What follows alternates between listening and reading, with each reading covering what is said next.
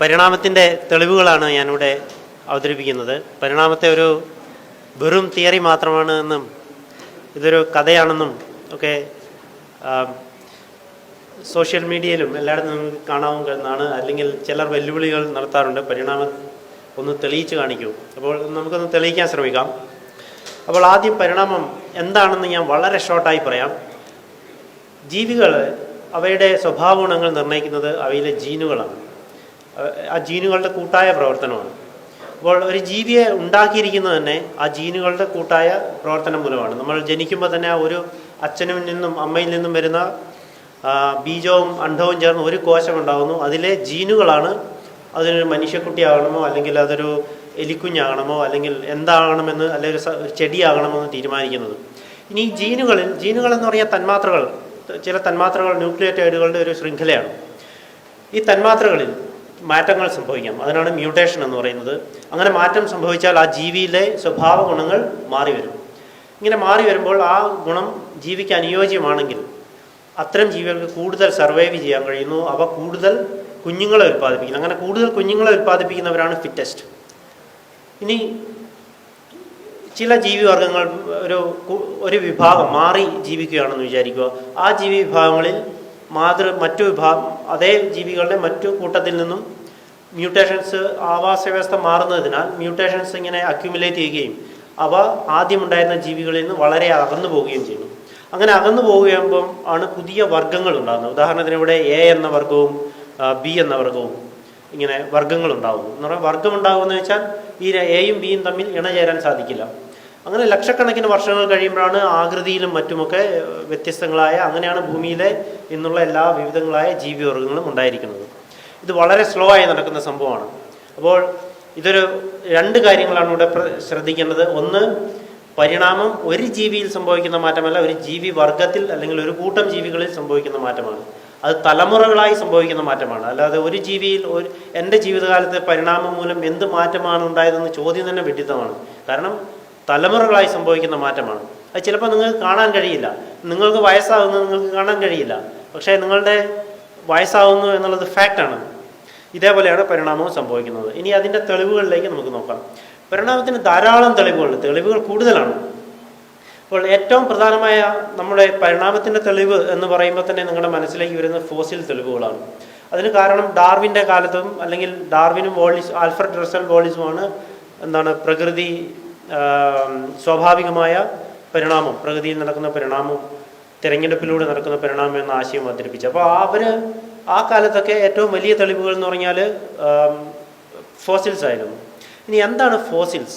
Actually fossil എന്ന് പറയുന്നത് വളരെ ബ്രോഡായിട്ട് ഉപയോഗിക്കുന്ന ഒരു വാക്കാണ്. ഫോസിൽ എന്ന് പറയുന്നത് നിങ്ങളുടെ മനസ്സിലേക്ക് പെട്ടെന്ന് നമുക്ക് ഓർമ്മ വരുന്നത് അസ്ഥികൂടമാണ്. പക്ഷെ ശരിക്കും അസ്ഥികൂടമല്ല, അസ്ഥികൂടം പാറയായി മാറിയതാണ് ഫോസിൽ. മിനറലൈസ്ഡ് ആയി മാറി, കാരണം ലക്ഷക്കണക്കിന് വർഷങ്ങൾ കൊണ്ട്.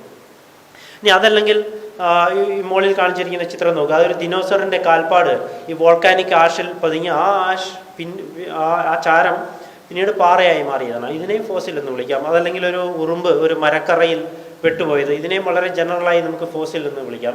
ഇനി അതല്ലെങ്കിൽ ഈ തന്മാത്രകൾക്കുള്ളിൽ ഏകകോശ ജീവികളൊക്കെ പെട്ടുപോയി, ഈ പാറകൾക്കുള്ളിൽ ഈ ഏകകോശ ജീവികളൊക്കെ പെട്ടുപോയി അത് വീണ്ടും പാറയായി മാറുമ്പോൾ അവിടെ ഫോസിൽ ഈ അസ്ഥിയൊന്നും ഉണ്ടാവില്ല അതിന്. അപ്പോൾ അവിടെ കാണുന്നത് ജീവകോശങ്ങളിലുള്ള ചില തന്മാത്രകളുടെ ഒരു സിഗ്നേച്ചർ അവിടെ ഉണ്ടാവും. അതിനെ മോളിക്കുലാർ ഫോസിൽസ് എന്നാണ് വിളിക്കുന്നത്. ഇങ്ങനെ ഫോസിൽ എന്ന് പറയുന്നത് വളരെ ഒരു ബ്രോഡായ ടോപ്പിക്കാണ്, ഒരു വേർഡാണ്.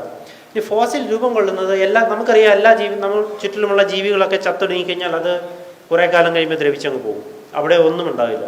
പക്ഷെ എങ്ങനെയാണ് ഫോസിൽ രൂപം കൊള്ളുന്നത്? ഫോസിൽ എപ്പോഴും ഒന്നും രൂപം കൊള്ളില്ല. ഒരു ജീവി ചത്തുപോയി അതിൻ്റെ കുറേ മണ്ണും ചരലും ഒക്കെ അടിഞ്ഞുകൂടി, അതിൻ്റെ മുകളിൽ അടിഞ്ഞുകൂടി അങ്ങനെ കുറേ കാലം കഴിഞ്ഞ് കഴിയുമ്പോൾ ആ ജീവിയുടെ അസ്ഥികൂടം അതിൻ്റെ ഒരു സിഗ്നേച്ചർ ഈ പാറ ആയി രൂപം കൊള്ളുന്ന ആ അടിഞ്ഞുകൂടിയ വസ്തുവിൽ അവശേഷിപ്പിക്കും. ഇതാണ് ഫോസിൽ. ഇതിപ്പോൾ അതിൻ്റെ ആ അടിഞ്ഞുകൂടുന്ന ആ ചെളിയുടെയും മണലിൻ്റെയൊക്കെ രാസാവസ്ഥയെല്ലാം ഡിപ്പെൻഡ് ചെയ്തിരിക്കും. അതുകൊണ്ട് തന്നെ ഫോസിലുകൾ നമുക്ക് ലഭിക്കുന്നത് ഒരു ഭാഗ്യമായിട്ടേ നമുക്ക് കരുതാൻ കഴിയും. എല്ലാ ജീവികളുടെയും ഫോസിലുകൾ നമുക്ക് ലഭിക്കില്ല. ഇനി ഫോസിലുകൾ എന്താണ് നമുക്ക് പറഞ്ഞു തരുന്നത് എന്ന് വെച്ചാൽ, ഫോസിലിൽ നിന്ന് ആദ്യം നമുക്ക് ലഭിക്കുന്ന ഇങ്ങനെയുള്ള ജീവികൾ ലക്ഷക്കണക്കിന് വർഷങ്ങൾ മുൻപ് തന്നെ ജീവികൾ ജീവിച്ചിരുന്നു. അവയുടെ ആകൃതി, അല്ലെങ്കിൽ അവ ജലജീവിയായിരുന്നോ കരജീവിയായിരുന്നോ, ഇങ്ങനെ ഡീറ്റെയിൽസൊക്കെ നമുക്ക് സസ്തനിയായിരുന്നോ ഉരകമായിരുന്നോ, ഇങ്ങനെയുള്ള ഡീറ്റെയിൽസ് നമുക്ക് ഫോസിൽ വിശകലനം ചെയ്യുന്നത് വഴി ആ ഫോസിൽ ശാസ്ത്രജ്ഞന്മാർക്ക് വെളിപ്പെടുത്താൻ കഴിയും. ഫോസിലുകൾ എങ്ങനെയാണ് അതിൻ്റെ കാലനിർണ്ണയം നടത്തുന്നത്? ഇപ്പോൾ ഫോസിൽ കിട്ടുന്ന ആ പാറയുടെ കാലനിർണ്ണയം നടത്തി കഴിഞ്ഞാൽ നമുക്ക് ഫോസിലിൻ്റെ ഏജും മനസ്സിലാക്കാൻ കഴിയും. മിക്കവാറും ഈ അവസാദ ശിലകൾ, അത് അടിഞ്ഞുകൂടിയിട്ടുണ്ടാകുന്ന പാറകളിലാണ് ഫോസിലുകൾ ഉണ്ടാവും. അപ്പോൾ അതിൻ്റെ കാലനിർണ്ണയം നടത്തിയാൽ കറക്റ്റ് ആ ജീവിയുടെ ഏജ് കിട്ടില്ല. അപ്പോൾ എന്ത് ചെയ്യുന്നു വെച്ചാൽ അതിൻ്റെ മുകളിലും താഴെയുമായുള്ള ഈ മാഗ്മ ഉറഞ്ഞുണ്ടാകുന്ന പാറകളുടെയൊക്കെ ഏജ് നമുക്ക് റേഡിയോ ആക്റ്റീവ് ഡേറ്റിംഗ് വഴി മനസ്സിലാക്കാൻ കഴിയും. ഇങ്ങനെയാണ് ഇത്. കുറച്ച് കോംപ്ലക്സ് പ്രൊസീജിയറാണ്. പക്ഷേ ഇന്ന് ഈ ഭൂമിയിലുള്ള എല്ലാ പാറകളുടെയും ഏജ് ഇന്ന് ശാസ്ത്രജ്ഞന്മാർ മനസ്സിലാക്കിയിട്ടുണ്ട്. അതുകൊണ്ട് തന്നെ ഫോസിലിൻ്റെ ഏജ് കണ്ടുപിടിക്കാൻ അത്ര വിഷമമുള്ള കാര്യമില്ല. ഇനി എന്താണ് ഫോസിലിൽ നിന്ന് നമ്മൾ മനസ്സിലാക്കേണ്ടത്? ഇതാണ് പ്രധാനമായി ഇപ്പം ഈ ഫോസിൽ തെളിവുകളെ കുറിച്ച് എനിക്ക് പറയാനുള്ളത്. ഫോസിൽ തെളിവുകളിൽ നമുക്ക് മനസ്സിലാക്കാനുള്ള രണ്ട് കാര്യങ്ങളാണ്. ഒന്ന്, ഫോസിൽ കാണിച്ചു തരുന്നത് ഭൂമിയിൽ ജീവൻ ഉണ്ടായത് വളരെ ലളിതമായ അവസ്ഥയിൽ നിന്ന് സങ്കീർണമായ അവസ്ഥയിലേക്ക് ആണ് എന്നുള്ളതാണ്. നിങ്ങൾ ഒരു 100 കോടി വർഷം പഴക്കമുള്ളൊരു അവസാദശില, ഒരു പാറ എടുത്തു നോക്കുക. ആ പാറയിൽ നിങ്ങൾക്ക് ഒരു മനുഷ്യൻ്റെ ഫോസിലോ എലിയുടെ ഫോസിലോ ലഭിക്കില്ല. അവിടെ നിങ്ങൾക്ക് ലഭിക്കുന്നത് മോളിക്കുലാർ ഫോസിൽസ് ആയിരിക്കും. അതായത് അവിടെ കാർബൺ തന്മാത്രകളൊക്കെ അനലൈസ് ചെയ്ത് കഴിഞ്ഞാൽ അവിടെ ജീവനുള്ള ജീവകോശങ്ങൾ അവയ്ക്കുള്ളിൽ അകപ്പെട്ടിരുന്നു എന്നതിൻ്റെ ഒരു കെമിക്കൽ സിഗ്നേച്ചർ മാത്രമാണ് നമ്മൾക്ക് കിട്ടുക. പിന്നീട് നിങ്ങൾ കുറേ ഇങ്ങോട്ട് വന്ന് ഒരു 50 കോടി വർഷങ്ങൾ മുൻപുള്ള പാറയാണ് നോക്കുന്നതെങ്കിൽ ആ കാലഘട്ടത്തിൽ, കാംബ്രിയാൻ കാലഘട്ടത്തിലൊക്കെയുള്ള ചില ജീവികളുടെ ഫോസിലുകളായിരിക്കും നിങ്ങൾക്ക് ലഭിക്കുക. വീണ്ടും ഇങ്ങോട്ട് വന്ന ഒരു 20 കോടി വർഷങ്ങളൊക്കെ ആകുമ്പോഴത്തേനും കുറേ സസ്യങ്ങളുടെയും അല്ലെങ്കിൽ ഉരകവർഗ്ഗങ്ങളുടെയും ഒക്കെ ഫോസിലുകൾ ലഭിക്കും. ഇങ്ങനെ ഈ കാലഘട്ടത്തിൽ തന്നെയാണ് വളരെ വിവിധങ്ങളായ ദിനോസോറുകളുടെയൊക്കെ ഫോസിലുകൾ ലഭിക്കുന്നത്. പിന്നീട് വീണ്ടും ഒരു 15 കോടിക്കിപ്പുറമുള്ള പാറകളിൽ മാത്രമാണ് സസ്തനികളുടെ ഫോസിലുകൾ ലഭിക്കുന്നത്. ഈ കാലയളവിൽ തന്നെ പക്ഷികളൊക്കെ ഉണ്ടായിട്ടുണ്ടായിരുന്നു. പിന്നീട് ഇങ്ങോട്ട് വരികയാണെങ്കിൽ ഒരു 50 ലക്ഷം വർഷങ്ങൾക്ക് ഇങ്ങോട്ടുള്ള പാറകളിൽ മാത്രമാണ് മനുഷ്യൻ്റെ ഇരുകാലികളായ, മനുഷ്യൻ്റെ മുൻഗാമികളായ ജീവികളുടെ ഫോസിലുകൾ ലഭിക്കുന്നത്. ഇങ്ങനെ ഒരു ക്രമം എന്ന് പറഞ്ഞാൽ ഫോസിലുകൾ കാണിച്ചു തരുന്നത് ജീവൻ ഭൂമിയിൽ ലളിതമായ അവസ്ഥയിൽ നിന്നും സങ്കീർണമായ അവസ്ഥയിലേക്കാണ് വരുന്നതെന്നുള്ള വളരെ മനോഹരമായി കാണിച്ചു തരുന്നുണ്ട്. അപ്പം നിങ്ങൾക്ക് പരിണാമം തെറ്റാണെന്ന് കാണിക്കാൻ വളരെ ലളിതമാണ്. നിങ്ങൾ കാംബ്രിയാൻ കാലഘട്ടത്തിലുള്ള ഒരു എലിയുടെ ഫോസിൽ കാംബ്രിയാൻ കാലഘട്ടത്തിലെ ഒരു പാറയിൽ നിന്ന് കണ്ടെത്തിയാൽ പരിണാമശാസ്ത്രം അതോടെ തകർന്നടിയും. അപ്പോൾ നിങ്ങൾക്ക് തെളിയിക്കണമെങ്കിൽ ഇതാണ്, ശാസ്ത്രീയമായി തന്നെ ഇങ്ങനെ ഫോസിലുകൾ തേടി ഇറങ്ങിയാൽ മതി. ഇനി രണ്ടാമതായി എന്താണ് ഫോസിൽ നിന്ന് മനസ്സിലാക്കേണ്ടത്? ഇപ്പോൾ ഈ ചിത്രം നോക്കുക. ഇവിടുന്ന് ഞാൻ എറണാകുളത്ത് നിന്ന് കണ്ണൂരേക്കുള്ള റൂട്ട് മാപ്പാണ് അവിടെ കാണിച്ചിരിക്കുന്നത്. ഈ മാപ്പ് എറണാകുളവും കണ്ണൂരും മാപ്പ് ചെയ്തിട്ടുണ്ട്. അതിൻ്റെ ഇടയ്ക്കുള്ള 2-3 സ്ഥലങ്ങളും കൂടി ഞാൻ മാപ്പ് ചെയ്തിട്ടുണ്ട്. അപ്പോൾ ഈ ഇടയ്ക്കുള്ള സ്ഥലങ്ങൾ മാപ്പ് പോയിന്റ് ചെയ്തിട്ടുണ്ടെങ്കിൽ നിങ്ങൾക്കറിയാം ഞാൻ സഞ്ചരിച്ച വഴി ഇതാണ്. ഈ റൂട്ടിലൂടെയാണ് ഞാൻ കണ്ണൂരേക്ക് എത്തിയത്. ഇതേ ഒരു റൂട്ട് മാപ്പ് ഫോസിൽ തരുന്നുണ്ട്. അതായത് ഒരു ജീവിയുടെ ആകൃതിയൊക്കെ മാറി മറ്റൊരു ജീവിവർഗമായി മാറുമ്പോൾ അതിൻ്റെ ആകൃതികൾ മാറിയ ആ ഘട്ടങ്ങൾ, ഏത് ഘട്ടങ്ങളിലൂടെയാണ് കടന്നുപോയത് എന്നുള്ള ഒരു വിവരം ഫോസിൽ തരുന്നുണ്ട്. അപ്പോൾ ഇതിന് പല പരിണാമ വിരുദ്ധരും പറയുന്നത്, നോക്കൂ, ഇതിൻ്റെ ഇടയ്ക്ക് ഒരു ജീവിയിൽ നിന്ന് മറ്റൊന്നാകാൻ ലക്ഷക്കണക്കിന് മാറ്റങ്ങൾ, ആ ലക്ഷക്കണക്കിന് ഫോസിലുകളൊക്കെ എവിടെ?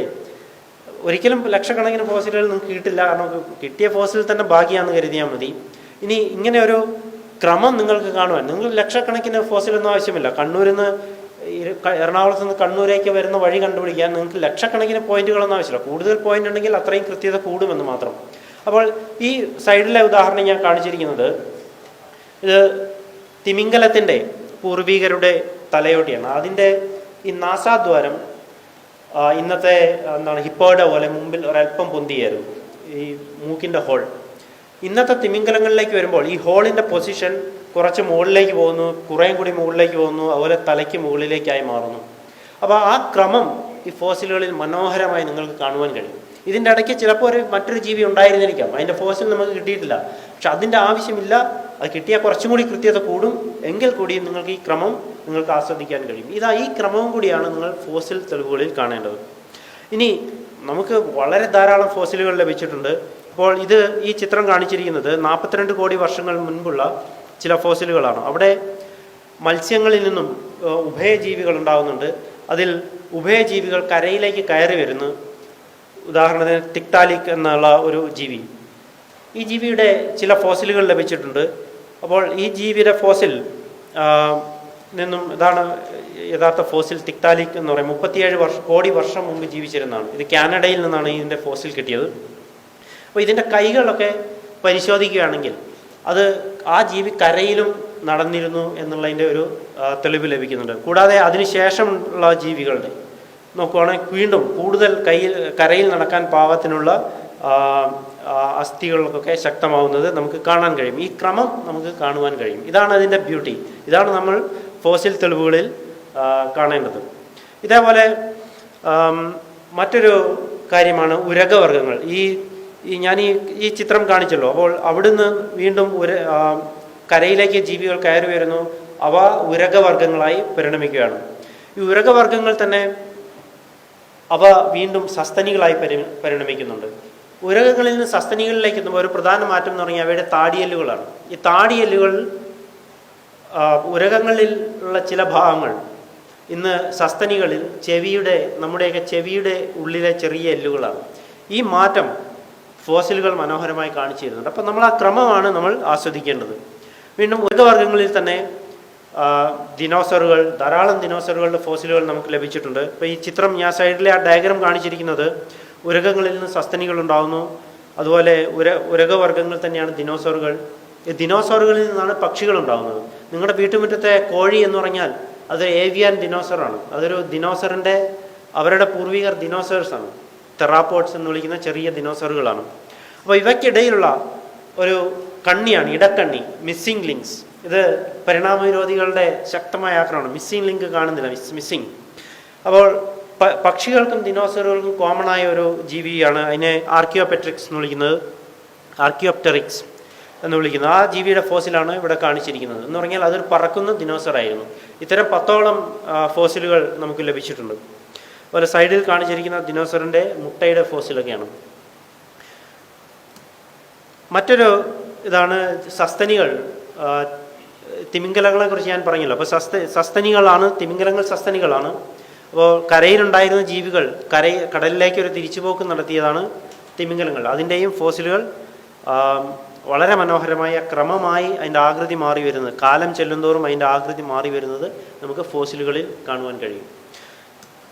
അതുപോലെ കുതിരയുടെ പരിണാമം, കുതിരയുടെ കാലിലെ അസ്ഥികളുടെ മാറ്റം വന്ന് ഒറ്റക്കുളമ്പായി മാറുന്ന ആ ക്രമം നമുക്ക് ഫോസിലുകളിൽ കാണുവാൻ കഴിയും. ഞാൻ കുറച്ച് പെട്ടെന്ന് പോവുകയാണ്, കാരണം കുറേ കാര്യങ്ങൾ പറയുവാനുണ്ട്. ഇനി മനുഷ്യൻ്റെ ഭാഗത്തേക്ക് നോക്കുകയാണെങ്കിൽ ആദ്യത്തെ സസ്തനികളെല്ലാം കരയിൽ ജീവിച്ചവരായിരുന്നു, നിലത്ത് ജീവിച്ചവർ ആയിരുന്നു. പിന്നെ കുരങ്ങു വർഗ്ഗങ്ങൾ അവിടെ ഉടലെടുക്കുകയാണ്. അപ്പോൾ ഏകദേശം 4.7 കോടി വർഷങ്ങൾ മുമ്പ് ജീവിച്ചിരുന്ന ഒരു ജീവിയാണ് ഡാർവീനിയസ്. ഇതിൻ്റെ ഫോസിൽ കിട്ടിയിട്ടുണ്ട്. ഇതിൻ്റെ ഫോസിൽ വിശകലനം ചെയ്താൽ അതിൻ്റെ കൈകാലുകൾ നോക്കിക്കഴിഞ്ഞാൽ തന്നെ അത് മരത്തിൽ ജീവിച്ചിരുന്ന ഒരു ജീവിയായിരുന്നു എന്നുള്ളത് ആ സൂചനകൾ അത് നൽകും. ഇതേപോലെ പ്ലസിയഡാപ്പിസ് എന്ന് വിളിക്കുന്ന മറ്റൊരു കൂട്ടം ജീവികളെയും ലഭിച്ചിട്ടുണ്ട്. ഇവിടുന്നാണ് കുരങ്ങു വർഗ്ഗങ്ങൾ ഉണ്ടാകുന്നത്. അവരുടെ കുരങ്ങുകളുടെ ഇന്നത്തെ കുരങ്ങുകളുടെ ബന്ധുക്കളാണ് ഇന്നത്തെ മനുഷ്യരും. അപ്പോൾ നമ്മുടെ പൂർവിക ചരിത്രം തുടങ്ങുന്നത് അവിടെ നിന്നാണ്. ഇത് ഏകദേശം 5 കോടി വർഷങ്ങൾ മുൻപ് നടന്ന കാര്യമാണ്. ഇനി നമ്മുടെ കുറച്ചും കൂടി അടുത്ത് മനുഷ്യനിലെ ചരിത്രത്തിന് കുറച്ചും കൂടി അടുത്ത് വരികയാണെങ്കിൽ ഏകദേശം 70 ലക്ഷം വർഷങ്ങൾക്ക് മുൻപാണ് നമ്മളും ചിമ്പാൻസിയുടെ പൂർവികരും തമ്മിൽ, നമ്മുടെ പൂർവികരും ചിമ്പാൻസികളുടെ പൂർവികരും വേർപിരിയുന്നത്. അവിടുന്ന് നമ്മുടെ ഭാഗത്തേക്ക് വരുമ്പോൾ ധാരാളം, ഇത് വളരെ കുറച്ച് ഫോസിൽസ് മാത്രമേ ഞാൻ കാണിച്ചിട്ടുള്ളൂ. വളരെ ധാരാളം ഫോസിലുകൾ നമുക്ക് ലഭിച്ചിട്ടുണ്ട്. ഇതിലും വളരെ ക്രമമായി മസ്തിഷ്കത്തിൻ്റെ വലിപ്പം കൂടി വരുന്നത്, ആധുനിക മനുഷ്യനോട് അടുത്ത് വരുന്നത് വളരെ ക്രമമായി കാലം ചെല്ലുന്തോറും ക്രമമായി മാറി വരുന്നത് നമുക്ക് കാണുവാൻ കഴിയും. ഈ ക്രമമാണ് നമ്മൾ ഫോസിലുകളിൽ നിന്ന് ആസ്വദിക്കേണ്ടത്. ഇത് ഏതാനും ഫോസിലുകളാണ്. അപ്പോൾ ഫോസിലുകളിൽ നിന്ന് 2 കാര്യമാണ് നാം മനസ്സിലാക്കേണ്ടത്. ഒന്ന്, ജീവൻ പടിപടിയായി ലളിതമായ അവസ്ഥയിൽ നിന്നും പടിപടിയായി വന്നിരിക്കുന്നു. മറ്റൊന്ന്, ഒരു ജീവിവർഗത്തിൽ അല്ലെങ്കിൽ ആകൃതിയിൽ മാറ്റങ്ങൾ ഉണ്ടാകുമ്പോൾ അത് ഏതെല്ലാം ക്രമങ്ങളിലൂടെ ഘട്ടങ്ങളിലൂടെ കടന്നുപോയി എന്നത്. ഇനി